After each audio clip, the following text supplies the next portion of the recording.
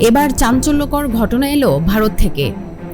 14 বছর বয়সী এক বাংলাদেশি তরুণীকে সেক্স র্যাকেটের হাত থেকে উদ্ধার করেছে মহারাষ্ট্র পুলিশ। গত 3 মাস ধরে অন্তত 200 জন ব্যক্তি তাকে যৌন নির্যাতন করেছে। ভারতীয় কর্মকর্তারা এখন ওই তরুণীর বয়ান খতিয়ে দেখছেন। মহারাষ্ট্রের পালঘর জেলার একটি ফ্ল্যাটে তল্লাশি চালিয়ে তাকে উদ্ধার করা হয়।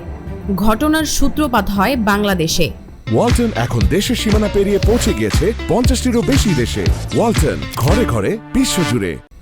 জানা যায়, স্কুলে একটি বিষয়ে ফেল করার পর মেয়েটি বাড়ি থেকে পালিয়ে যায়। এরপর তার পরিচিত এক নারী তাকে অবৈধভাবে সীমান্ত পার করে ভারতে নিয়ে যায়।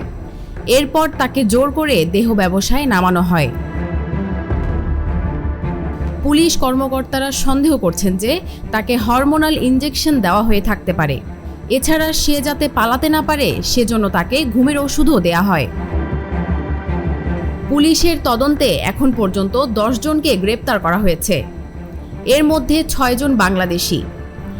এই 10 জনের মধ্যে ওই তরুণী ছাড়াও আরও 2 বাংলাদেশি পাচারের শিকার হয়েছিল, তাদেরও আটক করা হয়েছে।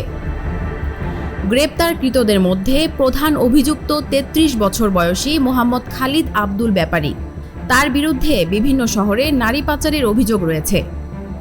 এছাড়া 38 বছর বয়সী জুবের হারুন শেখ এবং 39 বছর বয়সী শামীম গাফর সর্দার নামে আরও 2 দালালকেও ধরা হয়েছে। পুলিশ এখন একটি বৃহত্তর পাচার চক্রের খোঁজে তল্লাশি চালাচ্ছে।